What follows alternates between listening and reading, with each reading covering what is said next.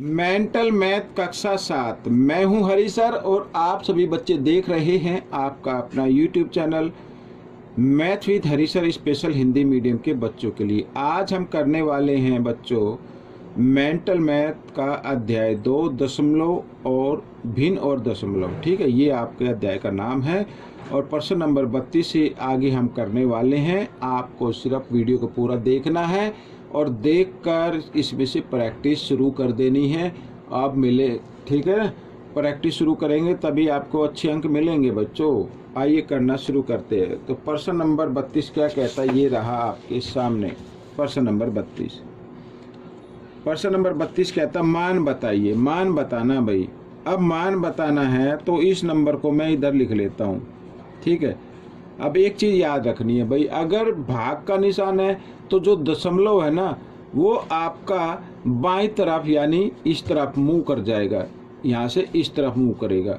ठीक है, और गुणा का निशान है तो दशमलव इस तरफ यानी सीधे हाथ की तरफ दाईं तरफ मुंह करेगा। ठीक है, अब यहाँ पर ये भाग का निशान आया हुआ है और जिससे भाग करनी है वो है 10,000, यानी जीरो कितनी है उसमें 4, तो 1 2 3 4। तो ये जो दशमलव है ना 4 अंक इधर मुंह कर जाएगा। ठीक है ना, कितने 4 अंक और कर जाएगा, जहाँ पे दशमलव है उससे 4 अंक और मुंह कर जाएगा। ठीक है, एक बार फिर समझिए भाई, जब हम भाग कर रहे हैं 1000 से 10,000 से 100 से, तो जितनी जीरो आती है तो दशमलव उतने अंक के बाद मुंह करता है किस तरफ, बाईं तरफ। ठीक है, और गुणा में दशमलव जो है वो मुंह करता है, दशमलव जो जाता है वो जाता है इधर सीधे हाथ की तरफ मीन्स दाईं तरफ। ठीक है, अब दशमलव है आपका इधर और ठीक है, और जीरो कितनी है 4, तो 4 अंक मुंह कर जाएगा, 1 2 3 4, चौथा अंक नहीं है तो जीरो लगा देनी है और यहाँ पर लगा देना दशमलव। तो ये आपका मान आ गया बच्चों। इस तरीके से प्रश्न आपका हल हो गया। ठीक है, आइए करते हैं प्रश्न नंबर 33। प्रश्न नंबर 33 क्या कहता है ये भी देख लेते हैं। ये संख्या लिखी हुई है, में 2 के स्थानीय मानों का योगफल बताना। 2 के स्थानीय मान, अब 2 का स्थानीय मान आपको बताना है तो संख्या को लिख लेते हैं 2364.028। ठीक है, दशमलव के बाद हमेशा एक एक अंक करके बोलना। अब इस 2 का स्थानीय मान तो कितना होगा बच्चों, इस 2 का तो होगा बच्चों कितना मान होगा भाई 2, क्योंकि ये दशमलव के इधर है, दशमलव से पहला अंक होता है 10वां, दूसरा अंक होता है 100वां, तो 2/100 हो जाएगा इसका मान। ठीक है, और इसका मान कितना होगा इकाई। अब दशमलव के इधर जब हम पढ़ेंगे तो इकाई दाई पढ़ते हैं, इकाई दाई। ठीक है, उल्टे हाथ की तरफ यानी बाईं तरफ इकाई दाई सैकड़ा हजार ऐसे पढ़ेंगे, और दशमलव के इधर दाईं तरफ 10वां 100वां 1000वां इस तरीके से पढ़ते हैं। ठीक है, तो 2 का मान कितना आ गया 2000 है ना, तो इसमें 3 जीरो लग जाएंगी ऐसे। अब इनका योगफल आपको बताना है। ठीक है, तो 2000 और जमा 2/100 इस तरीके से। ठीक है, इसके नीचे आप क्या मान ले, 1 मान ले।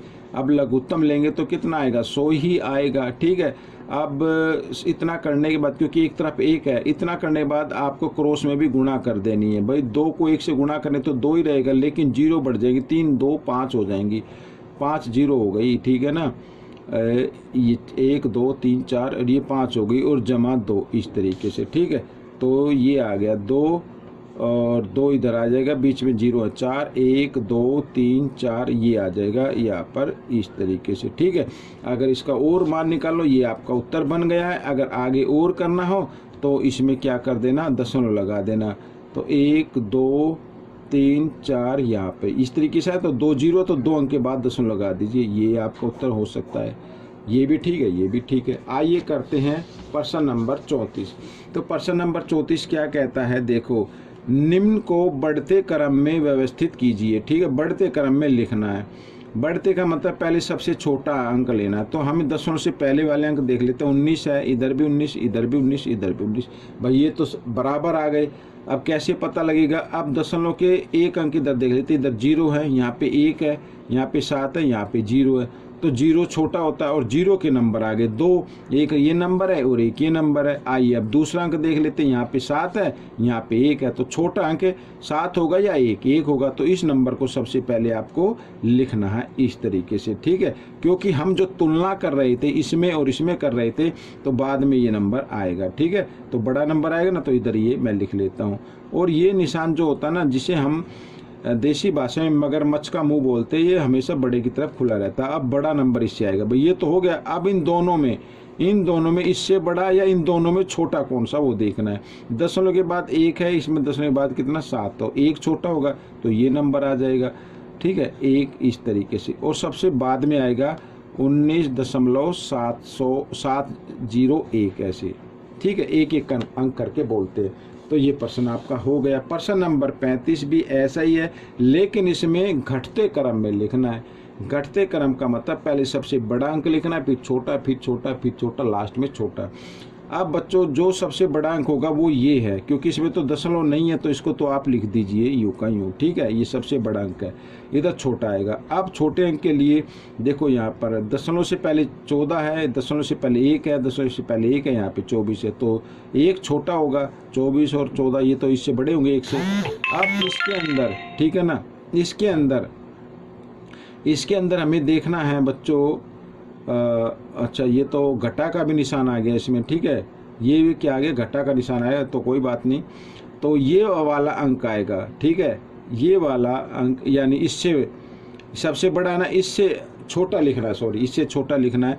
अब 24 और 14, तो इससे छोटा कौन सा होगा, 24 वाला होगा, 24 वाला लिखेंगे, 24.6, ठीक है। फिर इसको लिखेंगे 14.6, ठीक है। अब बचे ये 2 नंबर, इन दोनों में बड़ा कौन सा, ये नंबर बड़ा है, तो अब इसको लिखेंगे 1.07, और सबसे लास्ट में आएगा सबसे छोटा, 1-1.295 इस तरीके से, सबसे बड़ा, उससे छोटा, उससे छोटा, उससे छोटा, उससे छोटा, ठीक है। प्रश्न नंबर 36 क्या कहता है? प्रश्न नंबर 36 कहता है मान बताइए, मान बताना भाई। अब मान बताने के लिए आपको जमा के नंबर दिए हुए हैं, ये जमा का, ये दोनों घटा के हैं, तो जमा के इकट्ठे कर लो पहले आप। 4 और 1 5, ठीक है। यहाँ पे 100वें स्थान पे 0 है, यहाँ पे 6 तो 6 का 6 आएगा, 10वें पे 0 है, 5 तो 5 का 5 आएगा, दशमलव की जगह दशमलव, 3 और 1 4, इस तरीके से घटा के इधर कर लो, ठीक है। तो घटा 2.500 और यहाँ पर 0.500, तो ये आ जाएगा बच्चों। इनको जब आप इकट्ठा का जमा करेंगे तो 3.00 आ जाएगा, ऐसे आ जाएगा, ठीक है ना। अब ये घटा जमा घटा होते हैं बच्चों, ये घटा ये जमा है, घटा जमा घटा, तो 4 में से 3 घटाएंगे तो 1 आएगा, 1.567। तो यहाँ पर ये आ गया 1.5677, जी नहीं, ये 5 है तो यहाँ पर हम 5 लिख देंगे, ठीक है ना, ये गलती से हो गया, तो 1.565 ये आपका उत्तर बन गया। तो इस तरीके से आपको करना है और प्रैक्टिस भी जरूर आपको करनी है। प्रश्न नंबर 37 सरल करना है भाई, सरल करना है। अब यहाँ पर गुणा, अच्छा बोर्ड मास का रूल अप्लाई करना है, इसमें भाग को करना है पहले हल, भाग का निशान यहाँ पर है, ठीक है, भाग को हल करना है। अब भाग को हल करने के लिए मैं आपको बताता हूँ, देखो 3 9, ठीक है, लिख लिया, और बटेगा दशमलव के लिए 1 लगाया, दशमलव के बाद 2 अंक तो 2 0 लगा दी, ठीक है, भाग इस तरीके से। और यहाँ पर लिख दिया 13 और 13, दशमलव के लिए 1, दशमलव के बाद 2 अंक तो 2 0 लगा दी, ठीक है ना। अब दोनों के हर एक जैसे हैं, इनको बेशक आप हटा दीजिए, कोई दिक्कत नहीं है। अब 39 को 13 से भाग कीजिए, 13 3 39, तो 0.011 गुणा यहाँ पर क्या आ जाएगा, 3 आ जाएगा, ठीक है। जब 39 को आप 13 से भाग करेंगे, भाई दोनों के हर एक जैसे थे, या फिर नहीं भी हटाना तो हम क्या करते हैं, भाग का निशान गुणा में बदल देते हैं, और नीचे की संख्या ऊपर के नीचे, यानी ऊपर तो आ जाएगा 100, नीचे आ जाएगा 13, तो 100 से 100 कट जाएगा, 13 एकम 13, 13 39 तब भी आ जाएगा, ठीक है ना। इस तरीके से कर लीजिए। अब यहाँ पर 11 समझो, ये 11 है, समझो 11 है, 11 को 3 से गुणा करेंगे, 11 3 33। आप दशमलव गिन लो, कितने अंक के बाद है, 1 2 3, 3 अंक के बाद है, तो यहाँ पर लगाएंगे 1 2, तीसरा अंक नहीं है तो 0, और ये आपका उत्तर बन गया, ठीक है। इस तरीके से करना है।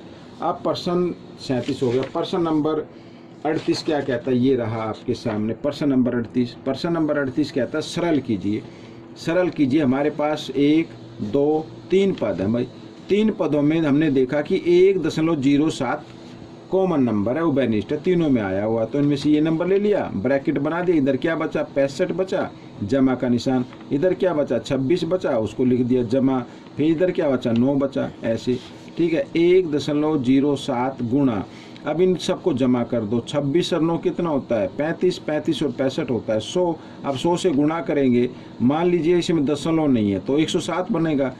अगर दशमलव हम इसमें सोचे कि दशमलव नहीं है तो 107 हो गया ना, 107 को 1 से गुणा करेंगे तो 107 ही आएगा।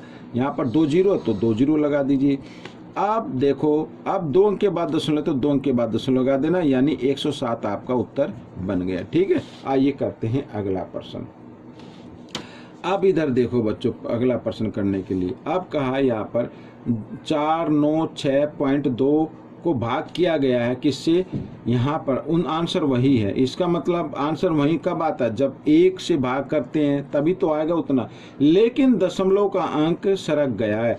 पहले 2 के आगे था, अब 2 के आगे नहीं है, अब 2 अंक इधर सरक गया है। जितने अंक सरका उतनी आप यहाँ पर क्या लगा दे, 0 लगा दे। क्या लगा दे, 0 लगा दे, हो गया।